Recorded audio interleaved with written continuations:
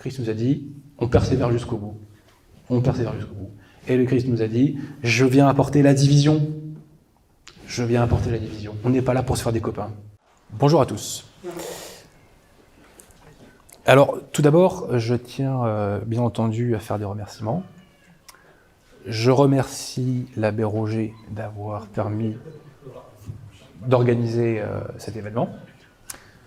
Je remercie les fidèles qui ont pris l'initiative de l'organiser et ensuite qui ont pris la peine de le faire. Et je remercie bien entendu chacun d'entre vous d'être ici présent.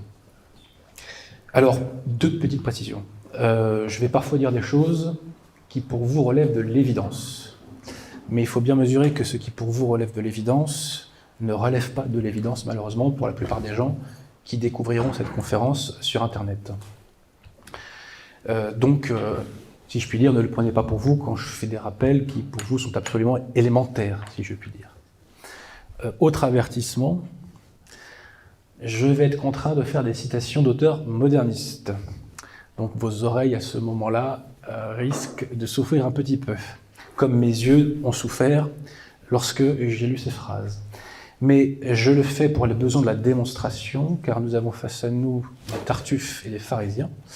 Donc pour qu'ils ne contestent pas la matérialité de la pièce, si je puis m'exprimer en avocat, que je cite, eh bien, je préfère donc lire dans le texte, voilà, tout simplement. Bref, donc, nous vivons une époque que je crois on peut qualifier d'extraordinaire. Pourquoi ? Malgré des apparences de routine, qui d'ailleurs ont volé en éclats avec les gilets jaunes, soit dit en passant, nous traversons un moment de bouleversement. Pourquoi ? Parce que nous vivons un moment de bouleversement des esprits. Pourquoi vivons-nous un moment de bouleversement des esprits ? À cause d'une chose, si je puis dire, Internet. Pourquoi ? Internet a permis de mettre un terme au monopole que le pouvoir avait dans la transmission de l'information. En plus de cela, Internet a permis une très grande liberté de circulation de l'information, une très grande rapidité de circulation de l'information. Internet a aussi permis à ce qu'on aille très facilement, qu'on ait un accès très simple à l'information. À cela s'ajoute que grâce à Internet, des gens qui, ne serait-ce que pour des raisons géographiques, n'avaient pas vocation à se croiser, et bien finalement s'agrègent, se rencontrent, etc. Donc, au final, des gens par millions ont pensé, se sont informés, ont parlé, ont échangé, ont acheté, ont vendu, se sont rencontrés grâce à Internet et en dehors des sentiers battus que la société avait tracés les décennies précédentes. Donc en fait, tous les sentiers battus de la société ont été en quelque sorte court-circuités, si je puis dire. Et ça va produire des bouleversements gigantesques. D'ailleurs, ça en produit d'ores et déjà, et les gilets jaunes sont l'expression de ça. Les gilets jaunes, c'est le choc entre la contre-culture née sur Internet et le mécontentement fort légitime des François. Alors pourquoi je commence en vous disant cela ? Il s'est formé sur Internet ce que j'appelle une nouvelle opinion publique. Qu'est-ce que c'est cette nouvelle opinion publique ? C'est une opinion publique donc, qui est née sur Internet et qui tend vers des idées nationales, contre-révolutionnaires, catholiques, etc. Concrètement, depuis 1944, le nombre de bataillons de la contre-révolution allait décroissant, et depuis le début des années 2010, ça repart lentement, certes, mais sûrement. Donc, la politique et le spirituel ont été pris par ce mouvement. Et alors, vous allez me dire, mais pourquoi est-ce que je commence ma conférence en vous disant cela ? C'est fort simple. Pour faire une petite comparaison. Lorsque le père Barbara sortait un de ses ouvrages, ou lorsqu'il écrivait un article dans telle ou telle revue, que se passait-il ? Il y avait une conspiration du silence, il y avait la stratégie de l'édredon. On n'entend rien, ça n'existe pas, c'est très bien, comme ça nous évite d'avoir à lui répondre sur le fond. Aujourd'hui, grâce à Internet, ce n'est plus possible. Nous avons acquis une force de frappe. La vérité a acquis une force de frappe qu'elle n'avait pas les décennies précédentes. Et ça, c'est un changement, je ne dis pas une révolution, j'ai eu de ce mot, n'est-ce pas ?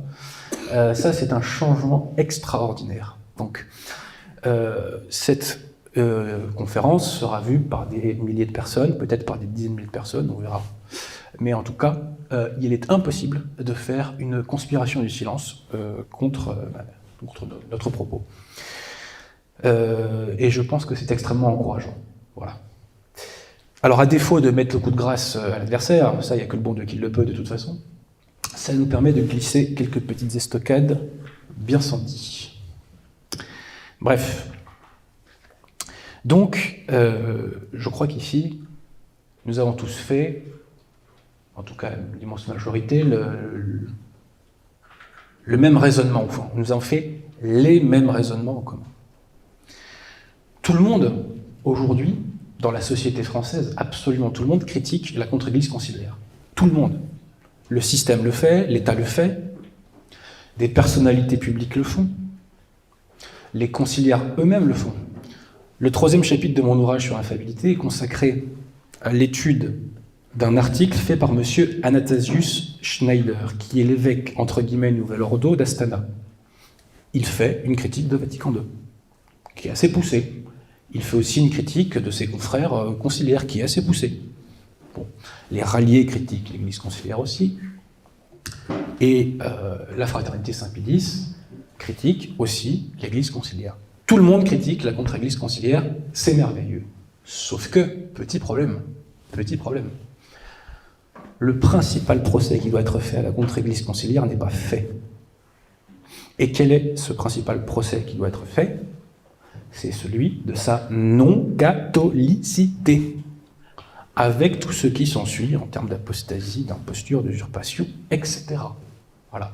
Et tous ces braves gens qui critiquent l'Église conciliaire au quotidien ne font pas ce procès, alors que c'est ce procès qui doit être fait pour défendre la foi principalement aujourd'hui.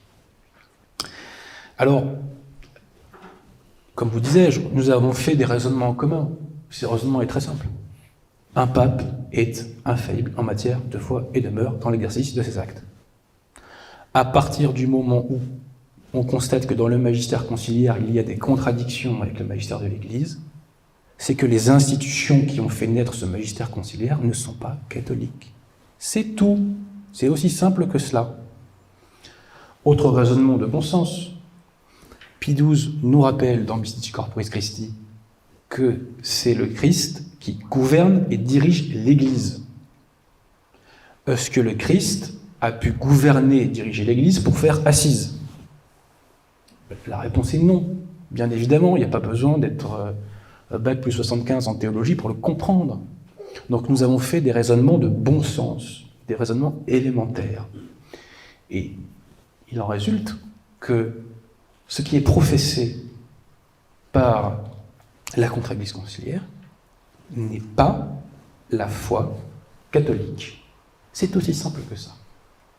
Ces gens-là professent une religion, enfin une fausse religion, qui n'est pas la religion catholique. Alors, le dire, c'est très bien. L'affirmer, c'est très bien, mais il y a quelque chose d'encore mieux, c'est de le démontrer. Pourquoi ? Nous avons face à nous des gens soit qui sont mal formés, soit qui sont tartuffes. Les tartuffes et les pharisiens ne rejoindront jamais le camp de la vérité, quelle que soit la puissance de la démonstration qui leur est opposée. En revanche, les gens de bonne foi et de bonne volonté, eux, savent s'incliner face à une démonstration de bon sens qui frappe juste. Donc tentons de faire cette démonstration et tentons de démontrer que la religion conciliaire n'est pas la religion catholique, tout simplement. Alors je le rappelle pour les internautes, pour être hérétique, il suffit de contester un dogme. C'est le catéchisme, Léon XIII le rappelle dans sa Dis Cognitum, il suffit de contester un petit dogme. Et d'ailleurs, Léon XIII dit même dans sa Dis Cognitum qu'il se méfie plus des hérésies qui contestent juste un ou deux petits dogmes que des hérésies qui contestent des pans entiers je dirais, de la doctrine. Petite parenthèse, ça tombe bien, la religion conciliaire conteste des pans entiers de la doctrine. Alors, donc tentons de faire cette démonstration et intéressons-nous aux principaux piliers, je dirais, de cette religion conciliaire qui n'est pas le catholicisme. Alors, pour faire un mot, pour utiliser une formule, cette religion conciliaire, je la résume en 3 noms. Yves Congar, Henri de Lubac, Hans Urs von Balthasar. Je ne mets pas sur le même plan les 3 personnages. Congar et de Lubac sont beaucoup plus importants que Balthasar. Balthasar n'a fait que tirer les conséquences de ce qui était dégagé préalablement par Congar et de Lubac. D'ailleurs, Henri de Lubac et Yves Congar ont des parcours, des trajectoires, devrais-je dire, analogues. Congar est contraint de remettre en cause un dogme de l'Église que vous connaissez tous ici, à savoir celui selon lequel l'Église est le corps mystique du Christ. L'Église catholique est le corps mystique du Christ, et Pie XII nous le rappelle dans Mystici Corporis. Le problème, c'est que si, comme nous dit Congar, il y a des sauvés, donc des membres du corps mystique, en dehors de l'Église, ça ne fonctionne pas. Donc Congar est obligé de remettre en cause le dogme selon lequel l'Église est le corps mystique du Christ. Et à Vatican II, ce dogme, entre guillemets, va, entre guillemets, sauter. Et il fallait qu'il saute pour les modernistes, parce que sinon, l'œcuménisme n'est pas possible. Donc c'était obligatoire. Alors comment les choses se sont passées? Ça s'est passé de façon absolument consciente. C'était donc dans une séance de commission. Je rappelle que Congar est ce qu'on appelait un peritus, c'est-à-dire un expert en théologie, et donc qu'il a préparé les textes donc, de Vatican. Et donc en séance, on a discuté de ce dogme-là. Pourquoi? Rappelez-vous, à la base, Vatican II, ce sont des schémas préparatoires qui ont été rejetés. Mais ces schémas ont été en partie discutés. Selon Monseigneur Lefebvre, d'ailleurs, ces schémas étaient parfaitement orthodoxes d'un point de vue du dogme. Donc dans le schéma De Ecclesia, article 7, on reprenait l'Église et le corps mystique du Christ. Mais en commission, 2 individus vont s'y opposer. 2 charmants personnages que vous connaissez tous, je pense, le cardinal Liénard et le cardinal Béat. Le cardinal Liénard va nous dire « On ne peut pas dire que l'Église est le corps mystique du Christ », puis vous avez dit 15 ans avant, mais bon, passons, parce qu'il y a des âmes sauvées dans le ciel, il y a l'Église triomphante. Remarque de bon sens, l'Église triomphante fait partie de l'Église tout court. Donc quand on dit que l'Église est le corps mystique du Christ, ça inclut l'Église triomphante. Donc là, le cardinal Liénard jouait de sophisme, c'est peu de le dire. Autre intervention du cardinal Béat, qui lui va nous dire que les baptisés valides, si je puis dire, dans le cadre des sectes hérétiques et schismatiques, appartiennent au corps mystique du Christ. En commission toujours, le cardinal Ottaviani va s'opposer à ses confrères. Petit extrait. Je dois dire vraiment que l'intervention du cardinal Liénard ne m'a pas plu. Qui disait peut-être, parfois supposer, que nous identifions le corps mystique du Christ avec l'Église militante. De ce qu'a dit le cardinal Béat, tout n'est pas à prendre en considération car certaines assertions sont particulièrement dangereuses. Nous ne devons pas dire que dès que quelqu'un est baptisé, il devient membre du corps mystique, quoi qu'il ne soit pas membre de l'Église. C'est dangereux de l'affirmer. L'Église catholique et le corps mystique du Christ sont identiques. Petite parenthèse pour répondre au cardinal Béat, il suffisait de citer Pie XII aussi, qui nous dit « Pour être catholique, il y a 2 conditions, le baptême plus professer la foi catholique. » Donc on voit que le cardinal Ottaviani, qui lui représentait les catholiques au concile, si je puis dire, s'est opposé à cette offensive doctrinale moderniste.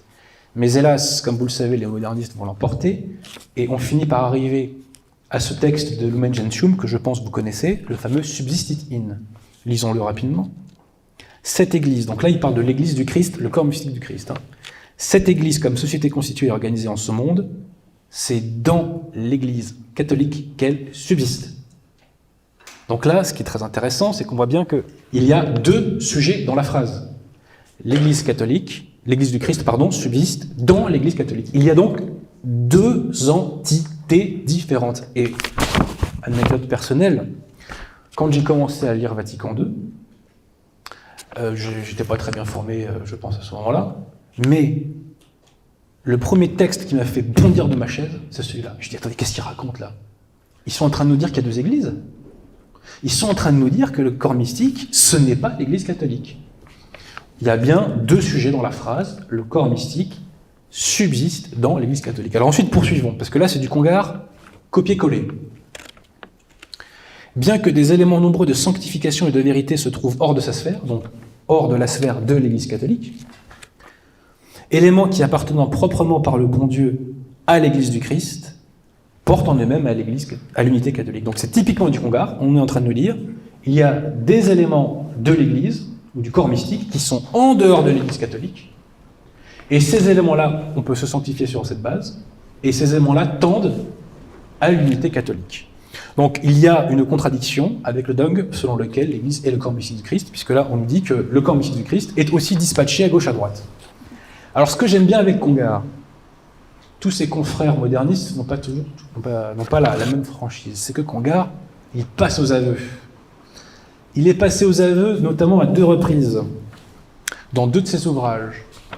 Un de ses ouvrages qui est sorti en 1975, qui s'appelle « Prière de ne pas rire, une vie pour la vérité ». Et dans un deuxième ouvrage qui s'appelle « Le Concile Vatican II », sorti en 1984. Alors, que nous dit Congar en 1975 ? Il nous parle du père Sébastien Trompe. Le père Sébastien Trompe était l'un des rédacteurs de Mystici Corporis Christi, donc encyclique qui rappelle que l'Église est le corps mystique du Christ. Et Congar nous raconte ceci, on s'accroche. Sous Pie XII, le père Sébastien Trompe avait tenu le haut du pavé théologique. Il fut l'un des rédacteurs de l'encyclique sur le corps mystique du Christ en 1943, ainsi que l'encyclique sur la liturgie en 1947. Autoritaire et catégorique, il voulait tout régenter et cherchait évidemment à faire triompher les thèses de Pie XII. En particulier, celle qui contestait à établir une identité entre corps mystique et Église catholique à l'exclusion des autres églises chrétiennes. Alors, petite parenthèse, c'est pas les thèses de Pie XII, c'est l'enseignement infaillible de Pie XII. C'est l'enseignement infaillible de l'Église catholique. Mais ceci échappe à notre expert Congar. Vous voyez, quand on parle de Congar, les choses déchaînent. C'est pas un hasard. C'est pas un hasard. Mais je poursuis cette citation de Congar. Au cours d'une séance, et c'est là que c'est intéressant, au cours d'une séance où cette question avait été évoquée, je revois le père Trompe donner un coup de poing sur la table, ma montre valsa en l'air, en disant, donc le père Trompe parle, c'est une question résolue par l'encyclique, on n'a plus à la discuter. Conclusion de Congar, accrochez-vous. C'était si bien résolu que le concile a dit tout autre chose. Extraordinaire! Extraordinaire! Il nous dit mot pour mot que le Concile Vatican II a contredit l'enseignement de Pie XII, l'enseignement infaillible de Pie XII. Formidable! Merci Congar de ta franchise. Je poursuis. Donc, extrait de l'ouvrage « Le Concile Vatican II ». Alors là, il va franco. Sans ménagement. Il n'y a pas une adéquation stricte, c'est-à-dire exclusive, entre l'Église corps du Christ et l'Église catholique. Vatican II admet au fond que les chrétiens non catholiques sont membres du corps mystique. Congar reconnaît mot pour mot que Vatican II contredit l'enseignement de l'Église. Merci Yves Congar. Alors, ceci étant posé, Congar invente ce dogme repris par les conciliaires, enfin ce dogme, on se comprend, selon lequel, hors de l'Église, selon lui, il y aurait un salut. C'est bien beau tout cela, mais comment fait-on pour se sauver selon les conciliaires en dehors de l'Église? Comment fait-on? Eh bien, la réponse va être donnée par M. Henri de Lubac. Alors, Henri de Lubac, il est un peu moins franc que Congar. C'est-à-dire que de Lubac, même quand c'est écrit en français, il faut traduire en français, je précise. L'idée de Lubac est la suivante. lorsque le Christ est venu, alors ça c'est une idée qu'il développe dans son ouvrage Catholicisme, qui est sorti en 1938. Donc de Lubac nous dit ceci. Lorsque le Christ est venu, non seulement il s'est uni à la nature humaine, mais il a fait plus que ça. Il s'est uni avec chaque être humain à titre individuel. Dès lors, chaque être humain individuel, son de Lubac toujours, je précise bien, a le Christ en lui. Et pour atteindre le Père, il faut ensuite avoir un mouvement de transcendance, en quelque sorte. Officiellement, il était catholique, je précise, de Lubac. Alors, il explique ça dans son ouvrage Catholicisme. On s'accroche, encore une fois. En révélant le Père et en étant révélé par lui, le Christ achève de révéler l'homme à lui-même. En prenant possession de l'homme, en le saisissant, et la phrase qui est importante, en pénétrant jusqu'au fond de son être, il le force à descendre lui aussi en soi, pour y découvrir brusquement des régions jusqu'alors insoupçonnées. L'image de Dieu, l'image du Verbe, que le Verbe incarné restaure, à laquelle il rend son éclat, c'est moi-même. C'est l'autre, c'est tout autre. Donc de Lubac nous dit bien que chacun a le Christ en soi. Alors, le cardinal Siri, dans un ouvrage que vous connaissez peut-être, Gethsemane, qui est sorti, je crois, fin des années 70, début des années 80, va reprendre cette question-là. Et il va s'attaquer à de Lubac. C'est pourquoi d'ailleurs dans la conférence entre de Lubac, entre la correspondance entre de Lubac et von Balthasar se réjouit que le cardinal Siri ait été brimé, je ne sais plus de quelle façon. Mais donc le cardinal Siri écrit cet ouvrage, Gethsemane, et il pose la question suivante. Le père de Lubac dit que le Christ, en révélant le Père et en étant révélé par lui, finit de révéler l'homme à lui-même. Quel peut être le sens de cette affirmation ? Ou bien le Christ est seulement homme, ou bien l'homme est divin. Et effectivement, selon de Lubac, c'est l'homme qui est divin. Pourquoi ? Il n'écrit pas ça comme ça, il n'est pas bête. Ce qui est fascinant, c'est que ces gens-là connaissent très bien leur magistère quand ça les arrange. Ils savent très bien où on les attend au tournant, et ils savent très bien où il faut maquiller leur hérésie. Bon. Alors que va nous dire de Lubac ? C'est dans son ouvrage Surnaturel, sorti en 1946, qui lui vaudra des condamnations. Il nous dit « Le bon Dieu a donné à l'homme, a incorporé dans sa nature un désir de surnaturel. » De Lubac sait que on ne peut pas avoir accès au surnaturel sans la grâce. Vatican l'avait rappelé. Donc il faut qu'il trouve un autre processus, si vous voulez, pour plaider, je dirais, l'humanisation, la divinisation de l'être humain. Et donc il va nous dire qu'on a en nous, je cite, un désir naturel de surnaturel. La formule qu'il utilise, c'est que le bon Dieu a déposé en nous un désir naturel de la grâce. Et donc c'est merveilleux. Nous avons la grâce en nous. On est structurellement en état de grâce puisque la grâce est en nous. C'est fantastique. Bon. Donc ça, c'est ce qu'on appelle la rédemption universelle. Et alors ce qui est fascinant au mauvais sens du terme, c'est que Vatican II, parfois, va reprendre de Lubac quasiment mot pour mot. Mot pour mot. De Lubac écrivait, je vous l'ai dit, en révélant le Père et en étant révélé par lui, le Christ achève de révéler l'homme à lui-même. Vatican II écrit, le Christ, dans la révélation même du mystère du Père et de son amour, manifeste pleinement l'homme à lui-même. Donc, de Lubac, le Christ révèle l'homme à lui-même. Vatican II, l'Église manifeste l'homme à lui-même. C'est mot pour mot. Un peu plus loin, dans Gaudium et Spes toujours, on nous dit que on a déposé un germe divin dans l'homme. Donc on retrouve cette idée de dépôt divin en quelque sorte dans l'homme. Voilà.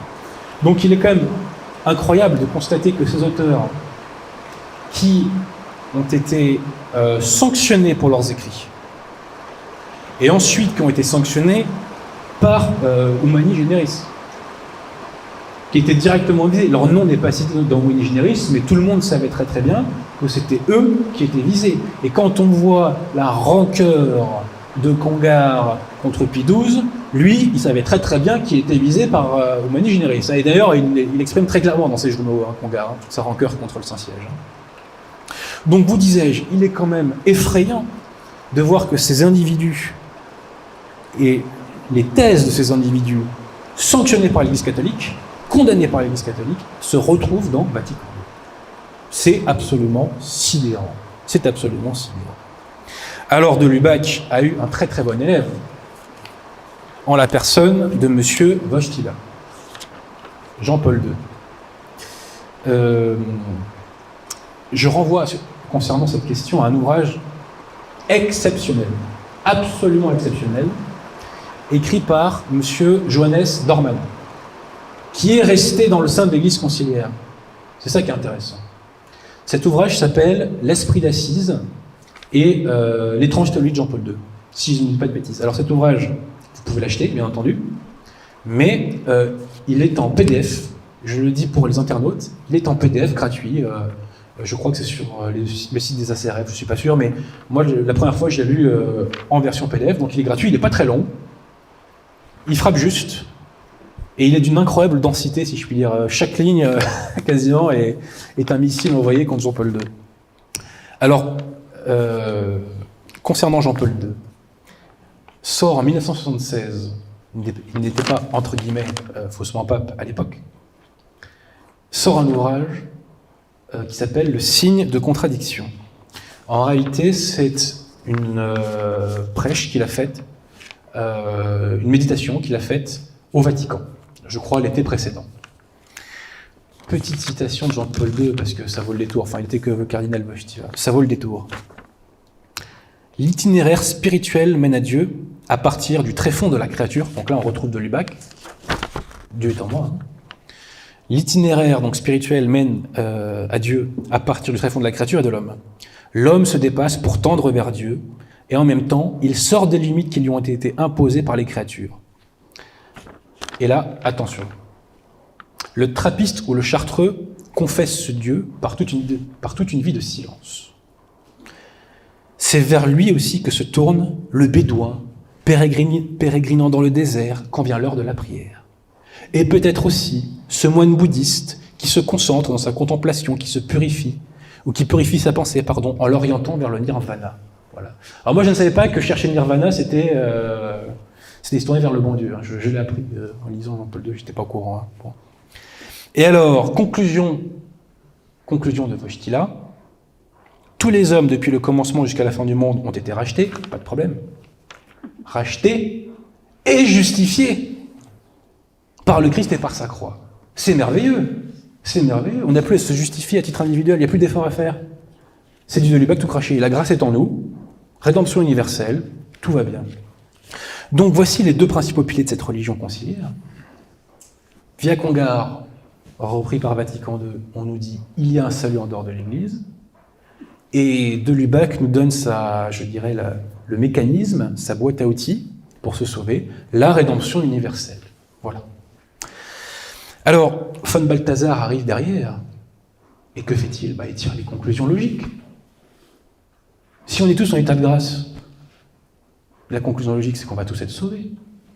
Et la conclusion de von Balthasar, on la retrouve dans deux de ses ouvrages. Il y en a un qui s'appelle « L'enfer, une question ». C'est qu'une question, c'est pas une certitude apparemment. Et l'autre, c'est « Espérer pour tous ». Alors, il ne dit pas que l'enfer est vide. Il faut être intellectuellement honnête. Il ne dit pas que l'enfer est vide. Mais il dit qu'on peut espérer que l'enfer soit vide. Donc c'est une hypothèse fort possible pour l'intéresser. Petite remarque, le catéchisme du Concile de Trente nous dit que Judas, quand il s'est suicidé, a perdu la vie et son âme. Donc s'il a perdu son âme, a priori, c'est qu'il n'est pas au ciel. Et le Christ nous dit à son sujet qu'il aurait mieux valu qu'il ne soit jamais né. Enfin, j'ai plus la formule exacte. Donc, si il aurait mieux valu qu'il ne soit pas né, c'est qu'il n'est même pas au purgatoire, a priori. Donc s'il n'est pas au purgatoire, c'est qu'il est en enfer, tout simplement. Donc Balthasar ne fait que tirer les conséquences. Moi, je parle comme la Cour de cassation, qui est une bonne formule. La Cour de cassation casse des arrêts en disant que les cours d'appel n'ont pas tiré pleinement les conséquences de ses propres constatations. Eh bien, Balthasar, lui, il tire les conséquences de ses propres constatations. Vatican II, via de Lubac et Congar, nous enseigne la rédemption universelle, c'est donc qu'il n'y a personne à en faire, et que donc nous pouvons créer cette fraternité universelle dont on nous parle dans Vatican II. Voilà. Et d'où le fait que l'Église conciliaire ne parle quasiment plus du salut de l'âme. J'ai un ami que certains d'entre vous connaissent peut-être, qui a été 3 ans séminariste dans un séminaire conciliaire, et il m'a dit, je te garantis, on ne m'a jamais parlé du salut de l'âme. Anecdote, l'un de ses cousins était séminariste à la Fraternité.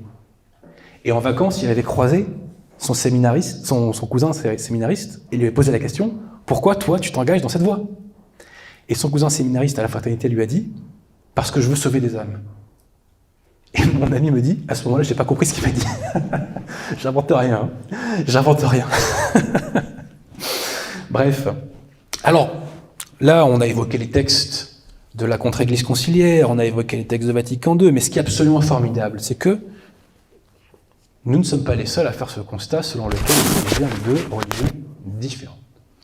Nous avons un nouvel allié qui émane d'où émane-t-il? De la contre-église conciliaire, de la fraternité? Pas du tout. Il émane de la Ve République. Monsieur Guillaume Cuchet, comment notre monde a cessé d'être chrétien? Professeur d'histoire contemporaine à l'université de Paris-Est-Créteil. C'est là où j'ai passé mon barreau, le monde est petit. Bref, donc que nous dit monsieur Guillaume Cuchet dans son ouvrage? Alors là, je vous avoue que pour moi, c'était vraiment réconfortant comme lecture.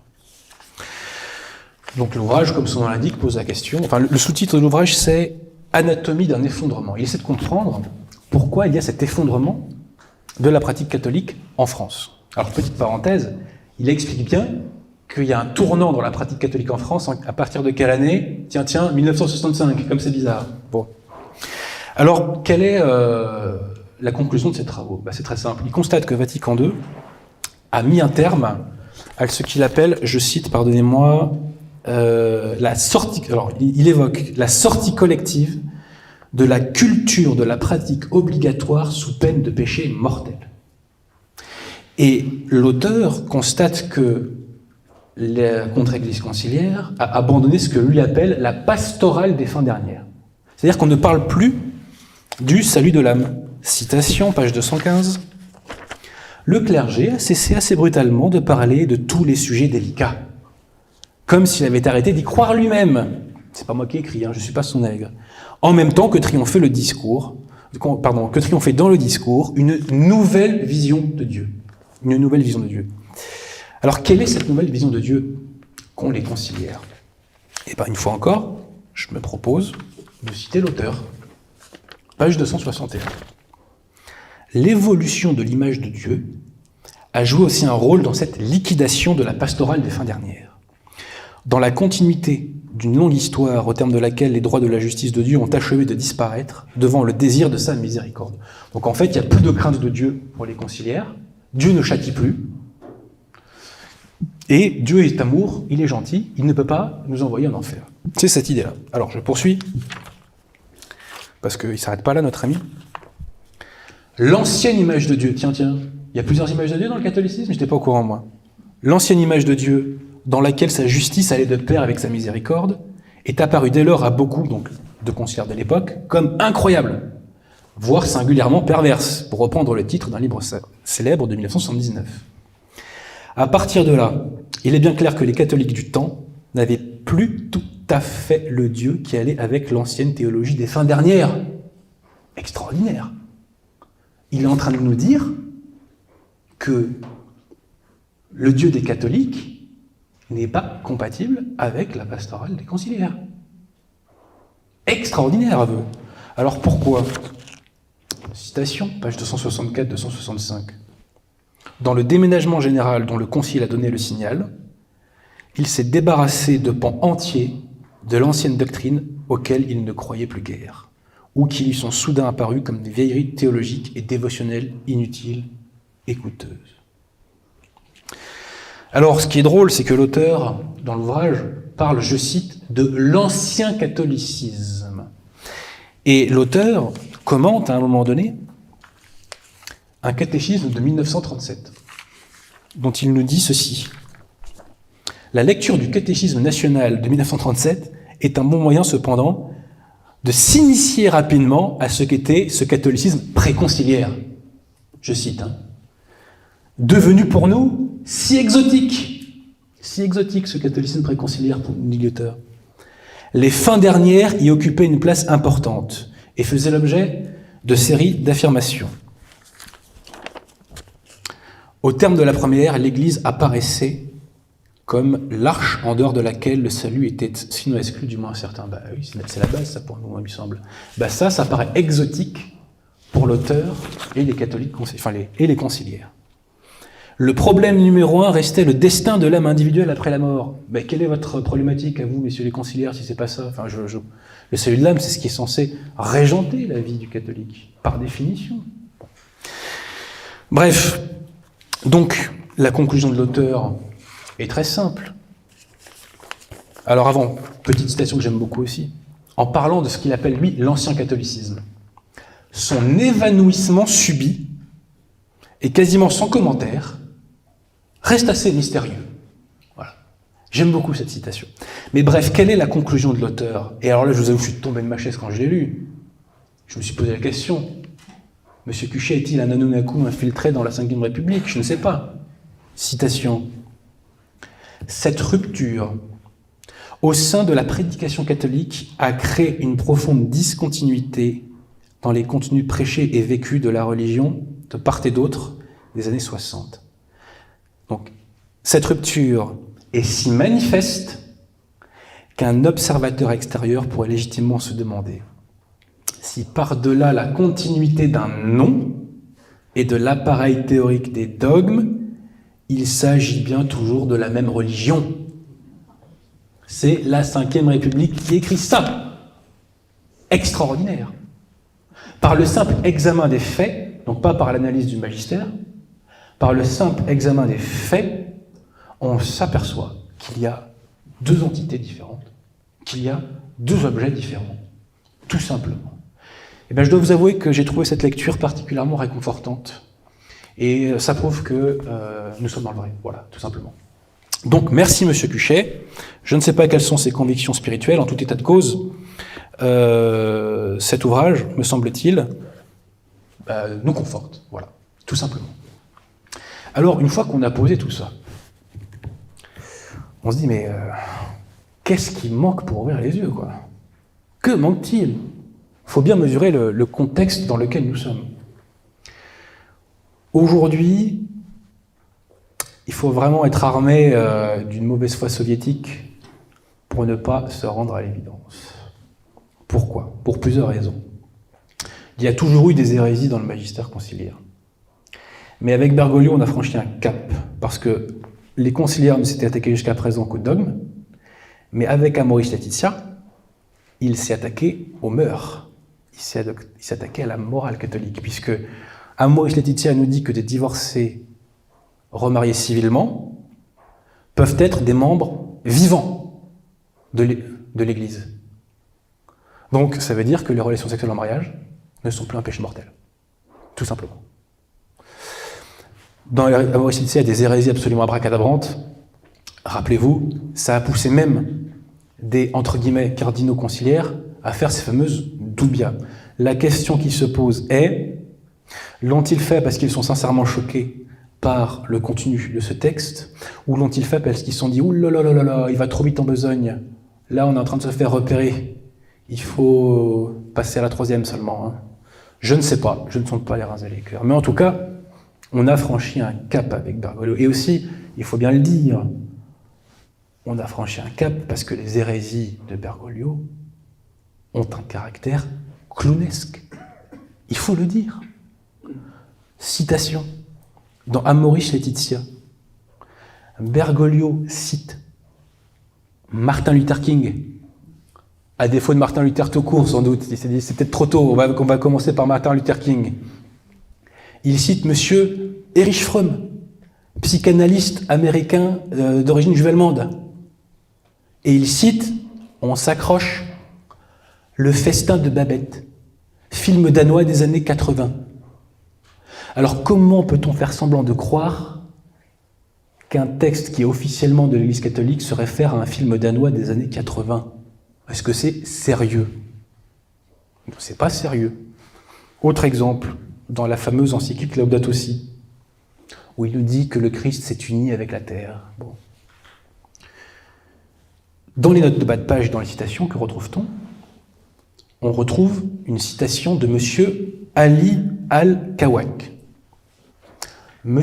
Ali al-Kawak est un penseur soufi qui est qualifié dans l'encyclique de maître spirituel. Est-ce que c'est sérieux? Quand je parle de caractère clownesque, je ne pense pas être dans l'inflation verbale. Est-ce qu'on imagine Urbain II, Saint Pie V, Saint Pie X, parler de maître spirituel au sujet d'un penseur soufi?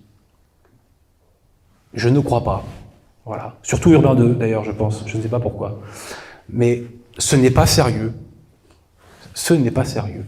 Donc, on franchit un cap. On a eu aussi, rappelez-vous, cette déclaration sur la fraternité universelle, dans lequel Bergoglio reprend l'hérésie de Lumen Gentium, selon lequel on a le même Dieu que les musulmans. Voilà. Puisque dans le texte, il y a marqué, donc texte qui est co-signé avec un imam sunnite, notre foi commune en Dieu. Bergoglio a une foi commune en Dieu avec avec l'imam en question. Moi, je n'ai pas de foi commune en Dieu avec cet imam-là. Voilà, tout simplement. Parce que Allah n'est pas le Dieu des catholiques. Excusez-moi, voilà, c'est comme ça. C'est pas à vous qui dit ça, mais vous l'avez bien compris. Donc il y a une inflation, on ne sait pas où il va s'arrêter.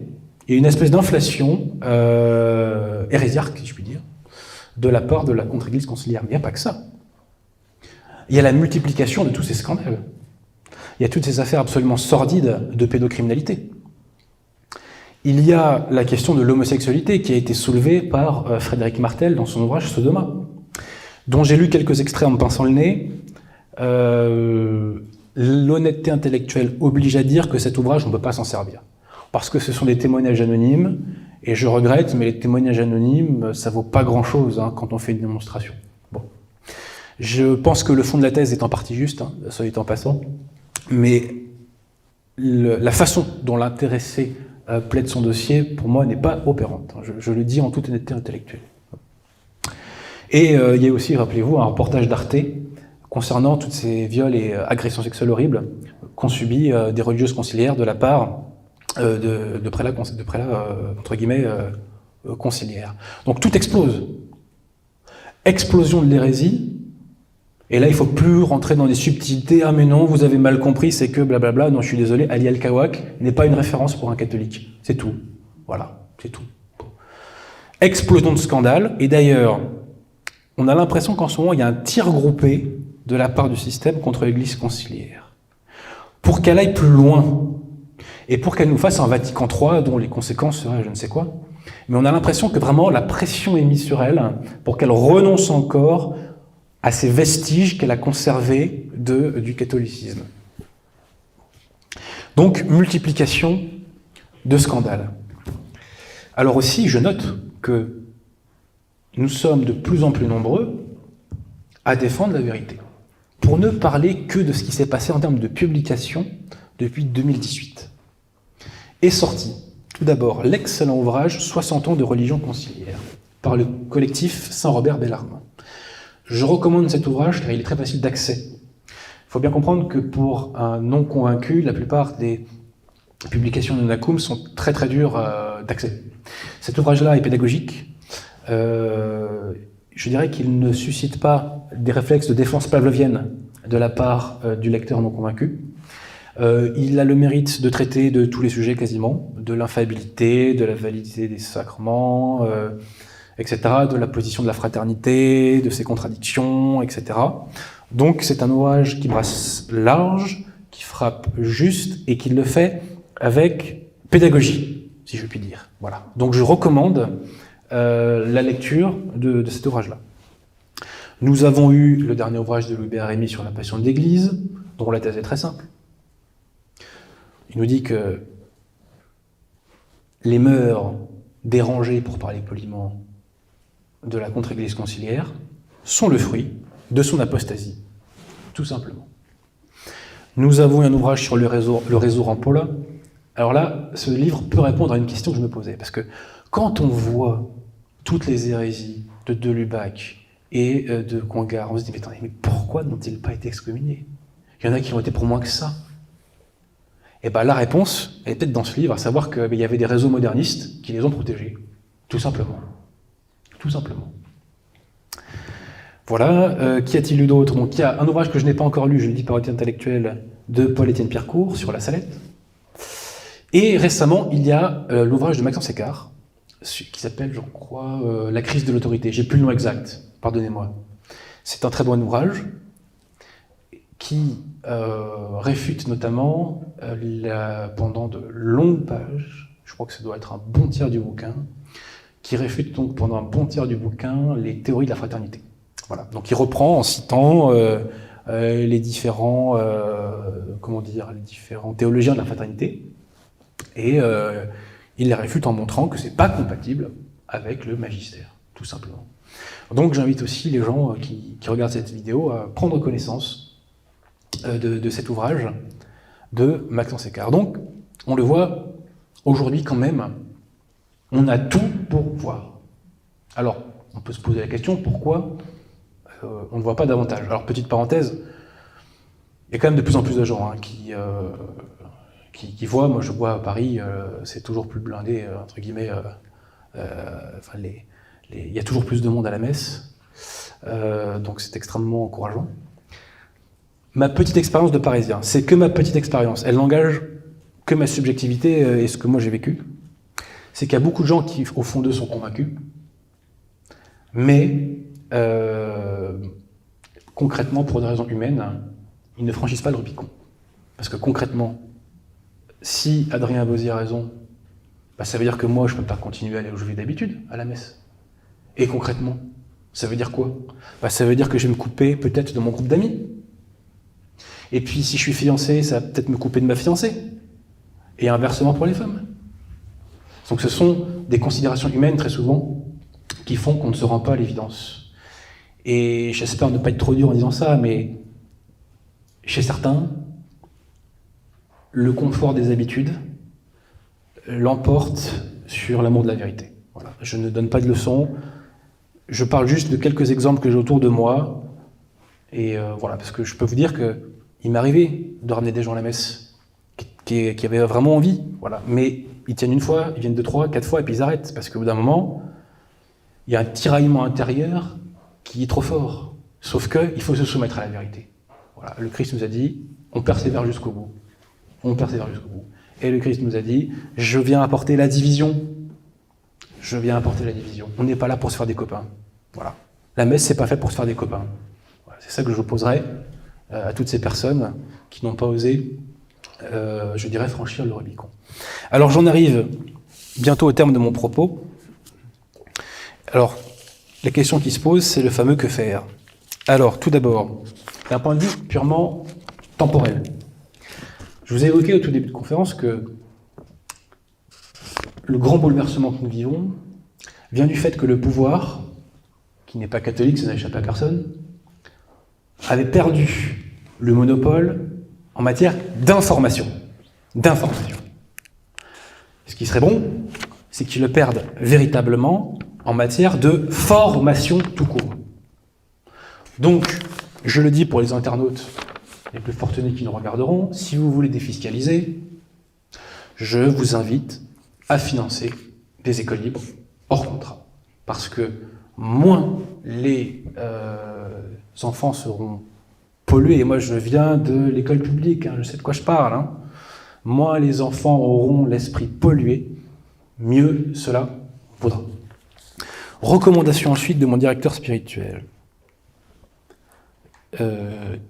Donc il nous est recommandé de réciter spécifiquement le chapelet des Saintes Plaies, qui est une des meilleures réparations et ce qui peut permettre, qu'un des meilleurs moyens de mettre un terme à l'éclipse de l'Église. Ensuite,